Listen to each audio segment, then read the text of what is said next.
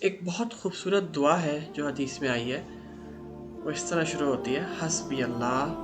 لا الہ الا ہو علیہ توکلت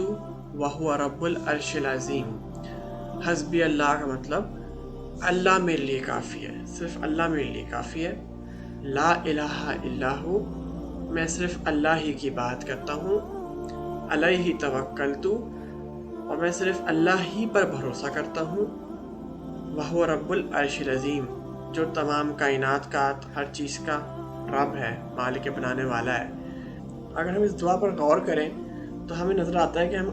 صرف اللہ پر بھروسہ کر رہے ہیں، صرف اللہ پر توکل کر رہے ہیں، اور ساتھ ساتھ ہم صرف اللہ ہی کی بات کر رہے ہیں، اور ہم صرف اللہ کو اپنے لیے کافی سمجھ رہے ہیں، بنا رہے ہیں۔ اگر ہم اللہ تعالیٰ کو واقعی سمجھتے ہیں نا کہ اللہ تعالیٰ کون ہے، اللہ تعالیٰ کے ایٹریبیوٹس کو ہم واقعی سمجھتے ہیں،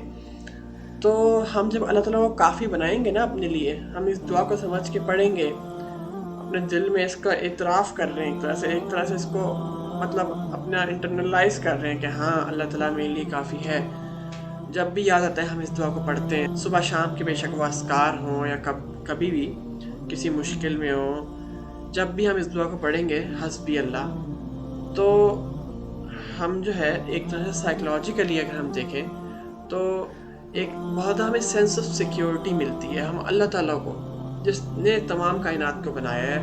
جس نے مشکلات اور آسانیوں کو بنایا ہے، جس نے اس دنیا میں ڈینجر یا پھر رسکی چیزیں رکھی ہیں، یا پھر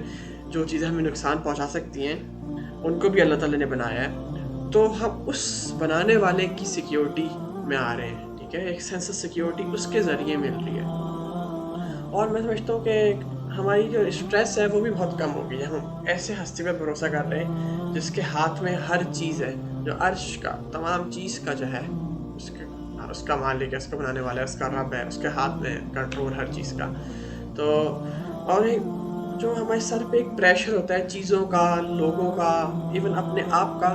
میں سمجھتا ہوں وہ اس سے بھی ریلیف ملے گا۔ ہمیں تھوڑا سکون اس لحاظ سے بھی آئے گا کہ یار اس کے ہاتھ میں ہر چیز ہے، ٹھیک ہے؟ ہم نے اپنی کوشش کر دی، اپنی نیت صاف کر کے اپنی کوشش کر دی، باقی اس پہ ہم نے چھوڑ دیا، ہم نے اس پہ ہی توکل کر لیا، علیہ توکل، تو صرف اسی پر بھروسہ کر لیا، تو ایک بہت زیادہ ایک طرح سینے سے، سر سے ایک برڈن، ایک ریلیف ملتا ہے، ایک سکون کی کیفیت میں انسان آتا ہے۔ اس کے ساتھ ساتھ جو ہے ہم جب ایسی ہستی پر بھروسہ کر رہے ہیں تو ہمارے اندر ہوپ اور آپٹیمزم کی کیفیات بھی آئیں گی، ہم فیوچر کے بارے میں آپٹیمسٹک ہو جائیں گے، کیونکہ فیوچر اسی کے ہاتھ میں ہے، تو ہم اس سے اچھی امید رکھیں گے، ٹھیک ہے؟ اور ہمیں اندر ایک ہوپ فلنس کی جو ہے کیفیت بھی آئے گی۔ اور آخر یہ کہ اگر ہم مشکل میں کسی ہوتے ہیں جس میں ہم یہ دعا پڑھتے ہیں، تو ہم اللہ تعالیٰ کو اپنے لیے کافی سمجھ رہے ہیں، بنا رہے ہیں، ٹھیک ہے؟ صرف اسی کی عبادت کر رہے ہیں اور صرف اسی پر توکل کر رہے ہیں۔ تو جب ہم یہ چیزیں کر رہے ہیں ہارڈ شپ میں، تو سمجھ لیں کہ ہارڈ شپ تو ہے ہمارے سامنے، مگر ہمارے اندر کی جو دنیا ہے، ہمارے اندر جو کیفیات ہیں، وہ جو ہے نا، وہ ہمیں ایک طرح سے ہم سکون میں آئیں گے اور ہمارے اندر ریزیلینس بڑھے گی۔ تو میں سمجھتا ہوں کہ ہم اس دعا کو پڑھیں، سمجھ کے پڑھیں، تاکہ جو ہے